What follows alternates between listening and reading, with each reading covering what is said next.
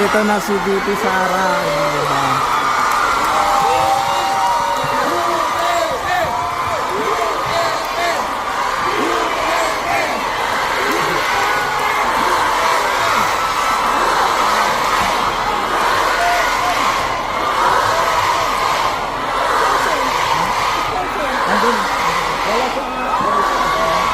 Maraming salamat.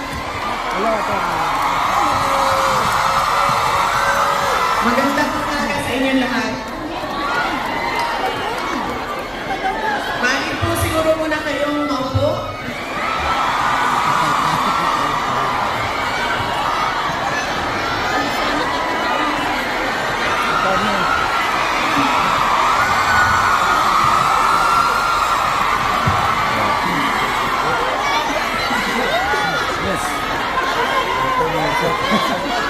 Maraming salamat. Mahal ko kayo.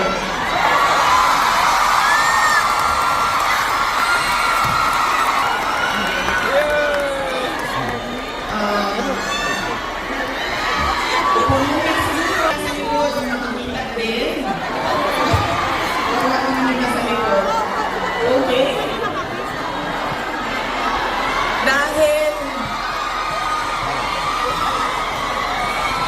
Dahil kayo ay sumisigaw ng Duterte, suspended na kayo lahat bukas. Yay! Gusto namin yan! Suspended kayo, suspended.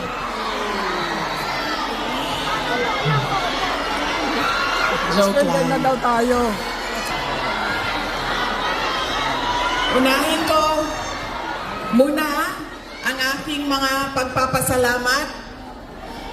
Mga thank you muna dahil baka sa sobrang daldalan natin, mamaya sa sobrang pagbibigay ng mensahe ay makalimutan ko ang mga pagpapasalamat. Kaya mabuti nang mauna ang mga pagpapasalamat. Una, tayong lahat ay nagpapasalamat sa Hong Kong government and sa Hong Kong police sa kanilang tulong sa atin para mabuo ang ating pasasalamat ngayong araw na ito. We would like to thank the Hong Kong government and the Hong Kong police for their cooperation, for their support to our Thanksgiving this morning on this very beautiful Sunday. Marami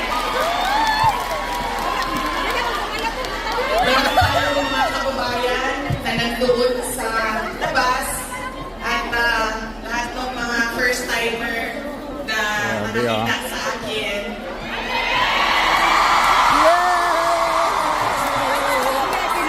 Ha? Sabi nila, Oo. ang ganda mo pala, bakit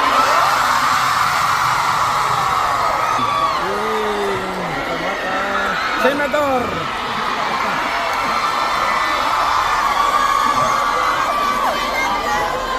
Ay, Macau! Hello! Maraming salamat! Okay. Sabi niya, ang ganda mo pala, bakit mukha ka?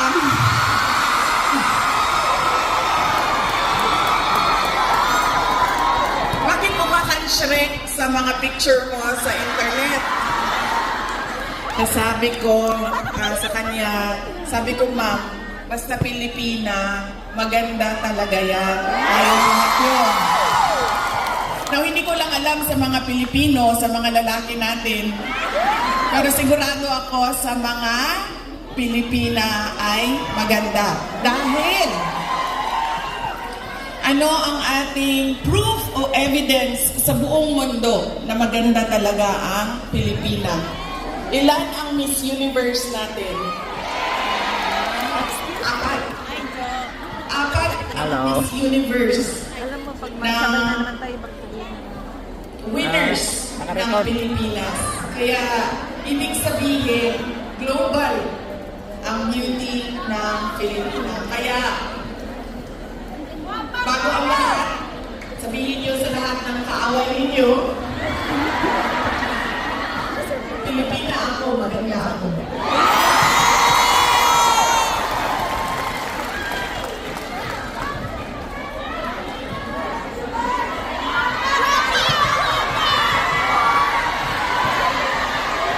Sabi natin, diba?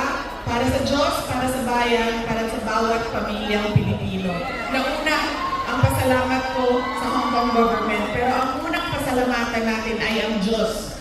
Para sa araw na ito, para sa magandang araw na ito, at para sa oportunidad, pagkakataon na ibinigay niya sa atin na magsama-sama ngayong March 9 dito sa Hong Kong.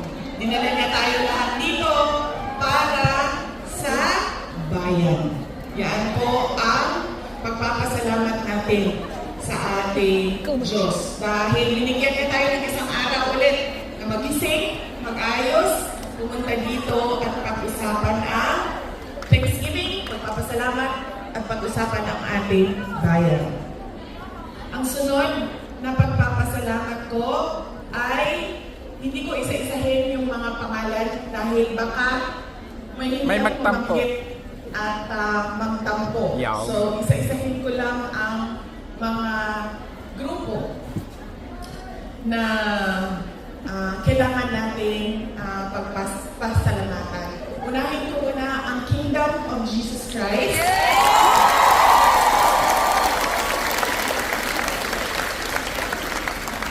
Dahil sa kanilang pagod, luha at pawis para mabuo ang ating Thanksgiving ngayong umaga na ito.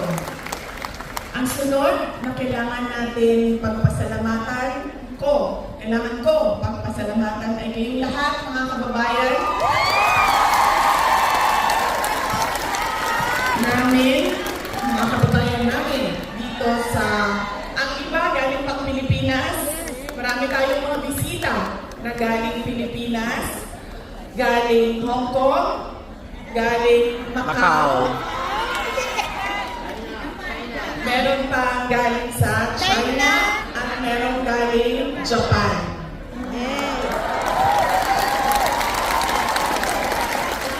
Maraming salamat sa inyo dahil ibinigay ninyo ang oras ninyo ngayong araw na ito. Marami sa inyo kailangan maglaba. Kailangan magbacha. Yes, at kayo, pero kailangan yung laban yung damit ninyo. Kailangan ninyo magpa-parlor. Kasi yun ba? Araw ito ng magpahinga. Kailangan maglinis ng inyong bahay. Kailangan magpa-pedicure. Diba? Kailangan magpa-dentista dahil araw ito ng pagpahinga. So, kailangan ayusin lahat ang sarili. Para sa sarili. Pero, binigay ninyo ang oras ninyo at araw ninyo ngayong umaga na ito para sa atin. Maraming salamat sa inyo. Record lang. I love you! Alam nyo, kanina, habang naglalakad ako, kasi malapit lang kami, so naglakad lang kami. Ang ganda ng weather ninyo dito sa Hong Kong, no? Nakakaganda siya ng kutis.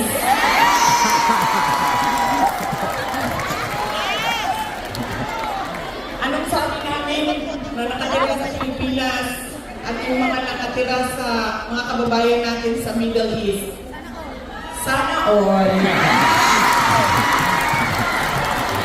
Sana all malamig ang titinhan. Sana all maganda ang kutis.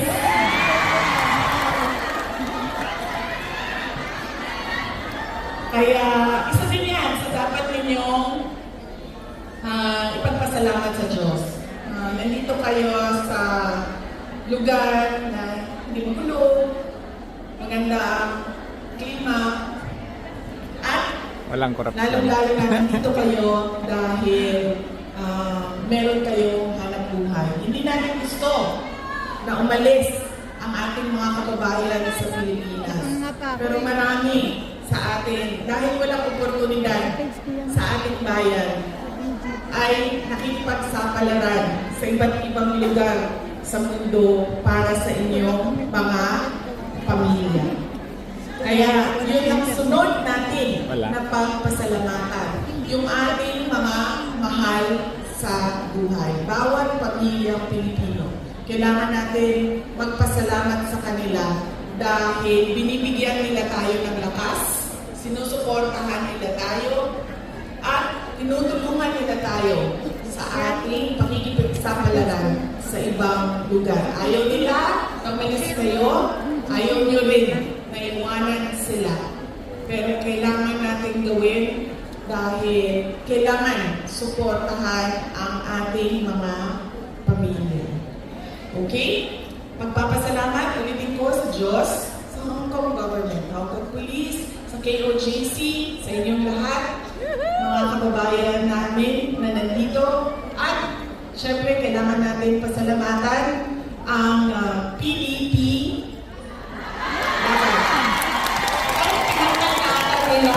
Oo nga, diba tinanggal yung laban? Opo. PDP.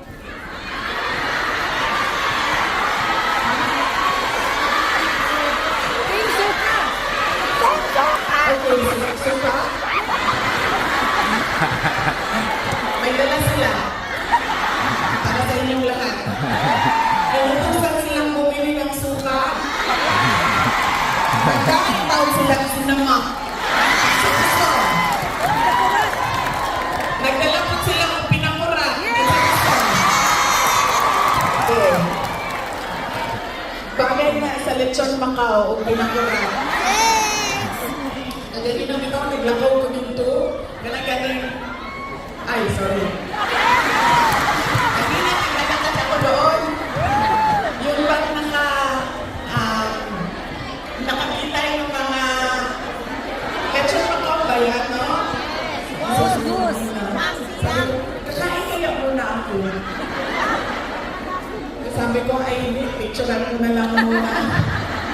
Andito sa aking cellphone yung roasted duck at yung Siwiyok. roasted goose. Roasted goose. Siwiyok. Tikman ko nga yun. Balik ako. Roasted goose. Lamig. At yung parang yung siya Macau. Bagay sa suka.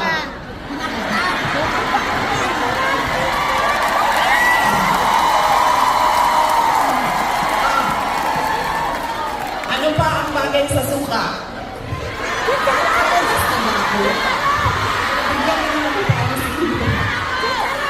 Ano bang bagay sa suka?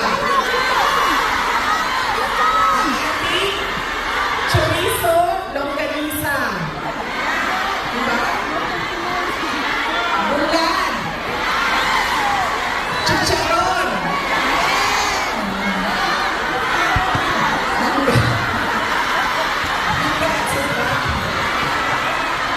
Mangga. Kinilaw. Oh. Bulan, galunggong. Yes. Diba? So, kaya tayo lahat nauutusan na bumili ng suka. Kasi lahat yan, lahat ng pagkain masasarap, kailangan ng Suka. Alam niyo, wala sa listahan ko yung speech na suka. Actually, wala akong listahan ng speech ko dahil matagal ako kagabi nag-decide kung pupunta ako dito sa Thanksgiving. Salamat, Titi. Kaya wala akong listahan ng speech. Pero yes, alam niyo, marami siguro sa inyo ang nagutusan na bumili ng suka at antika. Antika at suka, ganyan. Noong kayo ay bata pa. Pero sa amin kasi, sa bahay namin, nag-grocery kasi ang nanay ko. So lahat yan, mga gamit sa kusina, binibili na ng nanay ko. Nautusan lang ako lagi doon sa kanto sa tindahan, bumili ng ito.